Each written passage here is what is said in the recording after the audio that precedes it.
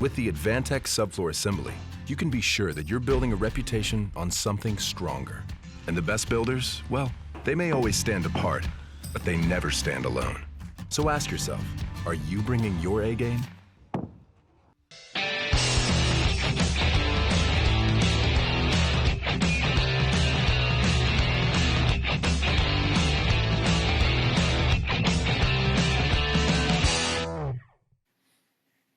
Hey everybody, welcome back to the Unbuild It YouTube channel, where we talk about the Build for the Build series on our Hilltop Aarow Project.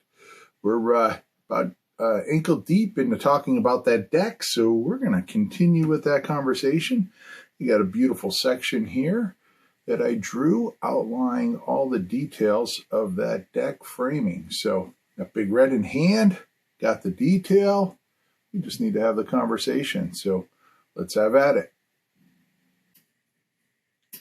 All right.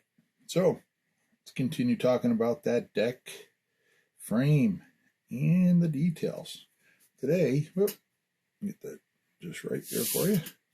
Today we're going to talk about the deck frame. So last week we talked about, remember, we had those 8x8 posts. They get connected down to a plate and get anchored in the concrete. We have two of those anchor bolts.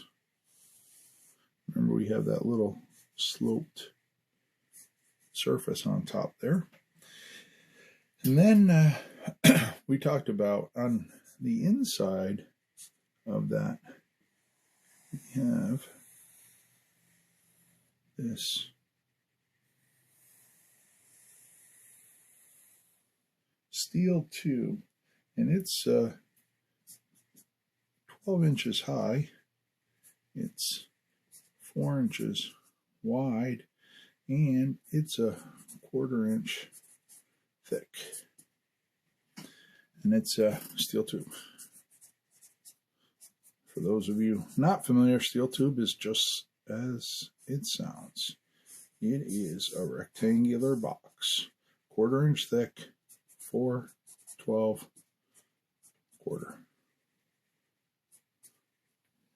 So off of that, remember we talked about, we had the taper plate. That's that 3/8 plate. You can see it's the one that goes down longer.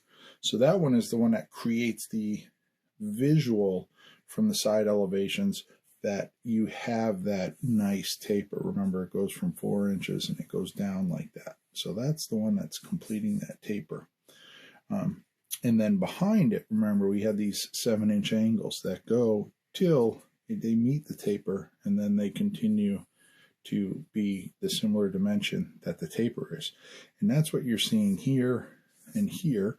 Those are 2 feet on center, and they are a series of angles, 7 by 4 by 3/8. So that means it has a 7-inch leg, it has a 4-inch leg, and it means that the thickness is 3/8 of an inch. Now, we call those out, that there's a 3/8 inch space in between them. So we have that 4 inches there too, and the 7 inches. And then this is that 3/8 inch space. And then we have a couple plates in there that do that. But the difference between that and, say, taking those 2 angles and just welding them together like this is that I have the ability to trap water there.